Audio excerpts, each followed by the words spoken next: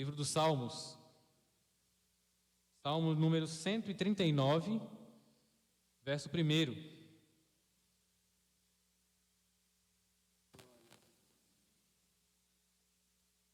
Salmo de número 139, verso 1. Eu vou lendo para a gente já ganhar tempo. Diz o seguinte: Senhor, tu me sondas e me conheces. Sabes quando deito e quando me levanto, e de longe entendes o meu pensamento. Cercas o meu andar e o meu deitar. Conheces todos os meus caminhos.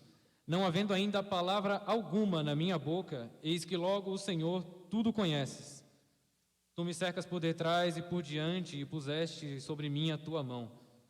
Tal conhecimento para mim é maravilhosíssimo, tão alto que não o posso atingir. Para onde eu escaparia do teu espírito? Ou para onde fugirei da tua face? Se subir ao céu, lá tu estás. Se fizer na sepultura a minha cama, eis que tu ali também estás.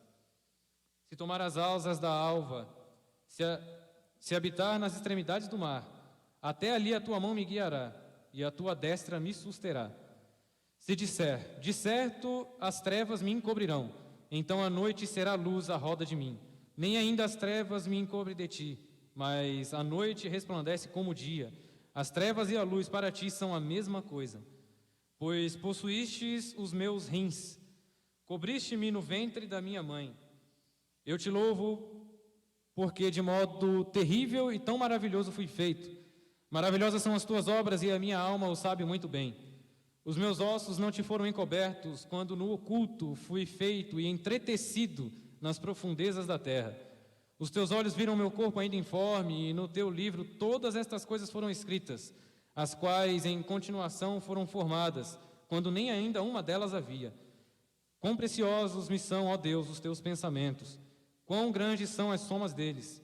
Se as contasse, seriam com o número da areia. Quando acordo ainda está comigo. Esse texto que nós acabamos de ler, esse salmo que nós acabamos de ler, é um salmo de Davi onde ele louva a Deus pelas suas qualidades, onde ele reconhece a Deus pelas suas qualidades. É perceptível pela forma como ele se expressa que ele tem um nível grande de intimidade com Deus, uma intimidade profunda com Deus. E através dessa intimidade que ele tem com Deus, ele nos dá diversas informações preciosas para que a gente possa meditar essa noite. A intenção dessa mensagem é que vocês possam sair daqui tendo uma ideia um pouco mais profunda, tendo uma noção um pouco maior de quem Deus é, de como Ele age. Porque esse salmo ele expressa muito bem as qualidades de Deus, a profundidade das qualidades de Deus. A teologia, ela se divide em diversas áreas de estudos. Ela se divide em várias áreas de estudos, soteriologia, pneumatologia, etc. E uma das mais importantes, porém bem esquecidas, é a teontologia, que é o conhecimento, a doutrina do ser de Deus. É o estudo sobre o ser de Deus, quem Deus é, o que Ele faz, como Ele faz, é o estudo de Deus. E essa área de estudo, ela foca muito em como Deus atua na natureza, em como Deus pensa, em como Deus trabalha, embora seja um tanto quanto esquecida pelas áreas de estudo da teologia. Um grande filósofo, conhecido como Baruch Spinoza, certa vez, ele declarou que o Deus que ele servia, o Deus o qual ele professava, era um Deus, eu já até cheguei a falar isso aqui uma vez, que é a causa de si próprio. Ele não tem começo, não tem meio, não tem fim. Ele é a causa da própria existência. Sendo a causa da própria existência, ele é o causador de todas as coisas, sendo a causa não causada. Ele é o início de todas as coisas e também é o fim de todas as coisas. Ele se encontra no início, como também se encontra no final. Esse é o Deus que Baruch Spinoza professava, da mesma maneira que nós aqui nessa noite. A perfeição da natureza, a complexidade do cérebro humano, do corpo humano, a vastidão do universo, tudo isso clama pela existência de um arquiteto, de um responsável por essa obra. Atribuir toda essa obra tão complexa e tão incrível ao acaso, ao nada, seria como um desperdício. Deus, ele é o autor de todas as coisas. Deus é esse grande arquiteto do universo que fez todas essas coisas como elas são. Quando Deus se revelou a Moisés, outro grande exemplo sobre quem Deus é, e ele ordenou que Moisés fosse libertar o povo no Egito, dentro do assunto, do contexto, Deus disse a Moisés que ele fosse, e Moisés questionou a Deus: eu vou, mas quando eu chegar lá e eles me perguntarem, quem te enviou? Qual nome eu digo? Como eu identifico aquele que me enviou? E Deus simplesmente disse para ele: diga que o eu sou te enviou. Essa afirmação, eu sou, não dá de fato o nome de Deus, não identifica quem ele é. Mas através dessa afirmação, o eu sou, o grande eu sou, me enviou, significa que Deus é um ser distinto. Ele é diferente de todos os seres que nós já havíamos conhecido. Mostra que ele é autossuficiente. Eu sou, ele simplesmente permanece, ele é. Nós nascemos, morremos, mas Deus, ele permanece, ele não muda, ele é o mesmo. Então, quando Deus diz a Moisés: diga que o eu sou te enviou, diga que o ser distinto, o Criador do universo, aquele que não muda, o imutável, foi que te enviou. Diga isso a eles, e eles vão entender de quem você está falando. A teontologia, como eu falei a vocês, ela estuda o ser de Deus, e uma das áreas mais importantes é os atributos de Deus. Uma das de tudo mais importantes da teontologia é os atributos de Deus. O nosso dicionário vai definir atributos como sendo qualidade ou peculiaridade de alguém. Qualidade que tal pessoa possua. Quando nós falamos de atributos de Deus, nós estamos falando das perfeições de Deus. Dessa maneira, a teologia divide atributos em duas colunas ou duas classes. Uma são atributos comunicáveis e atributos incomunicáveis.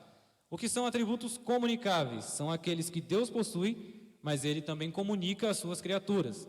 São qualidades que Deus possui, mas que ele também permite que nós possuamos. Por exemplo, a Bíblia vai nos dizer, em João 3,16, que Deus amou o mundo de tal maneira. Ali está expresso que Deus ama. Na primeira epístola universal de João, capítulo 4, versículo 8, vai dizer que aquele que não ama, não conhece a Deus, pois Deus é amor. Ou seja, nós temos a capacidade de amar, assim como Deus tem a capacidade de amar. Então, houve comunicação do atributo amor. Deus tem a capacidade de amar, mas também nos capacitou com o amor. Assim segue-se também para a justiça. Nós temos senso de justiça, Deus é justo. Assim segue-se também para o perdão. Deus, ele perdoa, mas também nos deu capacidade de perdoar. Esses são atributos comunicáveis. Atributos incomunicáveis, consequentemente, é ao contrário. São atributos que Deus possui e só ele possui. São atributos tais como imutabilidade, infinidade, soberania. São atributos que só Deus possui e ele não comunicou a ninguém. Esses atributos são os que fazem de Deus o ser que ele é. Significa que na categoria dele só existe ele. Na categoria de Deus só existe Deus. Ele é incomparável. Então os atributos de Deus são o que fazem dele o Deus que ele é. O ser incomparável que ele é. E eu quero tratar com vocês sobre apenas 3 atributos. Deus, ele possui diversos atributos, mas eu quero falar sobre os mais conhecidos: onisciência, onipotência e onipresença. No que consiste dizer que Deus é onisciente, onipotente e onipresente? O que significa isso? É o que nós vamos tratar agora. A onisciência de Deus, ela é narrada no Salmo 139, que nós lemos, do verso 1 ao 6. A palavra onisciência tem origem latina e traduzida para o nosso português significa toda a ciência, aquele que tem todo o conhecimento. Ter todo o conhecimento, quando nós aplicamos a Deus, significa que ele sabe todas as coisas. Não há nada que ele não saiba. Ele sabe todos os dias das pessoas, ele sabe tudo que nós fazemos, ele sabe tudo que se passa em nossas vidas, porque ele sabe de todas as coisas. Afirmar que Deus tem todo o conhecimento, que ele é onisciente, não significa que ele sabe somente o que acontece em nossas vidas no momento presente. Ele sabe o que acontece no amanhã também. Ele sabe o que aconteceria se nós também não estivéssemos aqui. Ele sabe de todas as coisas. O conhecimento de Deus é muito abrangente. Ele conhece todas as coisas. Não só conhece, como ele também tem todo o entendimento e sabedoria de tudo aquilo que nós nos matamos de estudar, ele já sabe. Deus, ele conhece todas as coisas. A Bíblia, ela não usa o termo onisciência, isso é fato. Ela não fala de que Deus é onisciente, mas ela nos dá vestígios, ela nos dá provas, ela nos deixa evidências de que Deus conhece todas as coisas. Grande exemplo disso, vemos em Mateus capítulo 10, versículo 29 a 30.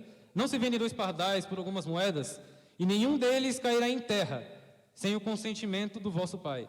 E quanto a vós, até os cabelos das vossas cabeças estão contados. Nós estamos falando de um Deus que tem um conhecimento tão abrangente, tão assustador, que Ele conhece até o número exato de fios de cabelos que tem na cabeça de cada um de vocês. Ele não só sabe quantos fios de cabelo tem na cabeça de vocês, como Ele sabe quantos já caiu e quantos ainda vão nascer na sua vida. Ele sabe de todas as coisas. O conhecimento de Deus é muito profundo. Ele vai além de todas as coisas. Deus, Ele conhece tudo. Desde o pardal que cai do ninho, Ele conhece todas as coisas. E aqui a gente já aprende uma lição. Não há nada que aconteça na nossa vida que não seja conhecido por Deus. Nada pega Deus de surpresa. Um aspecto interessante da onisciência de Deus. Todos nós, quando oramos ao mesmo tempo, muita gente falando ao mesmo tempo, Deus, Ele conhece a oração de cada um individualmente. Ele não confunde a voz de nenhum de vocês.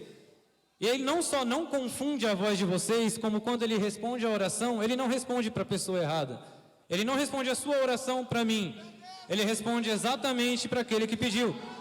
Porque Ele tem todo o conhecimento. Então, quando afirmamos que Deus é conhecedor de todas as coisas, significa que nada é surpresa para Deus. Não existe notícia para Deus, não existe novidade para Deus, não existe nada que surpreenda Deus. Ele sabe de todas as coisas.